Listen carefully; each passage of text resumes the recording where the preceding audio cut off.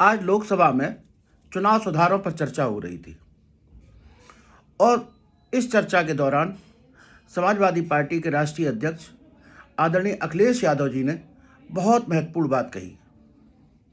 उन्होंने कहा कि इस देश में चुनाव में सुधार तब तक संभव नहीं है जब तक कि इस देश का चुनाव आयोग निष्पक्ष नहीं होगा, और चुनाव आयोग के निष्पक्ष न होने के, एक पक्षी होने के, बायस्ड होने के उन्होंने कई उदाहरण पेश किए।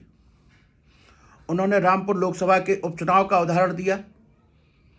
उन्होंने बताया कि किस तरह से रामपुर के लोकसभा के उपचुनाव में सत्ता की शह पर और प्रशासन के संरक्षण में वोटों की चोरी नहीं हुई थी, बाकायदा डकैती डाली गई थी। और इस पूरी वोटों की डकैती के सारे वीडियोस, फोटोज, एक एक बात, एक एक घटना चुनाव आयोग को बताई गई, चिट्ठी लिखी गई, लेकिन चुनाव आयोग ने कोई कार्रवाई नहीं की।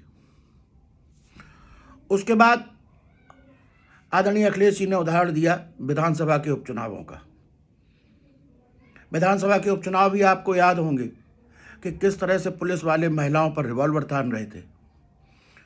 वो कोशिश कर रहे थे कि कोई व्यक्ति, कोई जो वास्तविक मतदाता है वो वोट डालने ना जा पाए और फर्जी वोटिंग हो जो भाजपा के पक्ष में जाए। इस बात की भी लगातार सूचना दी गई, फोटो लाई, सोशल मीडिया पे आई, अखबारों में आई, लगातार चुनाव आयोग को भी सूचना दी गई। न चुनाव आयोग ने ऐसी घटनाओं को रोकने की कोशिश की और न इन घटनाओं के पीछे जो लोग जिम्मेदार थे उनके ऊपर भी कोई कार्रवाई करने की कोशिश की। तो कैसे कहा जाए कि चुनाव आयोग निष्पक्ष है? उसके बाद उन्होंने बिहार के चुनाव का उदाहरण देते हुए कहा कि जिस तरह से पैसा बांटा जाने लगा है चुनाव में, 10-10 हज़ार रुपये बांटे गए, चुनाव के दौरान बांटे गए, और चुनाव आयोग अपनी आंखें बंद किए बैठा रहा।